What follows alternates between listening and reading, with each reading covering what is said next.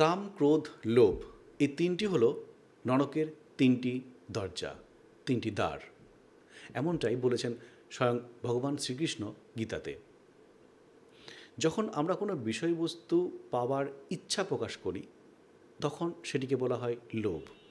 যখন আমরা কোনো সুখ ভোগ করার ইচ্ছা প্রকাশ করি সেই ইচ্ছাটিকে বলা হয় কাম। যখন এই দুই ইচ্ছার বিরুদ্ধে কোনো বাধা আসে তখন জন্ম নেয় ক্রোধ। এই কাম, ক্রোধ, লোভ এই তিনটিই হলো নরকের দ্বার।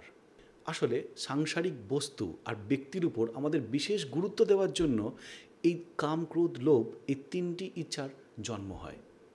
ঠাকুর শ্রী শ্রী রামকৃষ্ণদেব বলেছেন যে সংসারে থাকতে হলে মনটিকে ঈশ্বরে রাখতে হয়। যেমন কচ্ছপ জলে চড়ে বেড়ায় কিন্তু তার মন থাকে ডাঙায় রাখা ডিমগুলির ওপর, ঠিক সেরকম তুমি সংসারে থাকো কিন্তু তোমার মন যেন থাকে ঈশ্বরের ওপরে। বড় লোকের বাড়িতে দাসী সব কাজ করছে কিন্তু তার মন পড়ে আছে তার নিজের দেশের বাড়িতে। সে মনিবের ছেলেকে আমার রাম, আমার শ্যাম বলে সে ডাকছে কিন্তু সে ভালো করে জানে এরা আমার কেউ নিজের নয়। ঠিক সেরকম এই সংসারে আমার নিজের কেউ থাকতে পারে না। যিনি নিজের তিনি হলেন স্বয়ং ভগবান। ঠাকুর শ্রী শ্রী রামকৃষ্ণদেব বলছেন যে হাতে তেল মেখে তবেই কাঁঠাল ভাঙতে হয়, তা না হলে হাতে আঠা জড়িয়ে যায়। ঠিক সেরকম ঈশ্বরে ভক্তিরূপ তেল লাভ করে তবে সংসারের কাজে হাত দিতে হয়।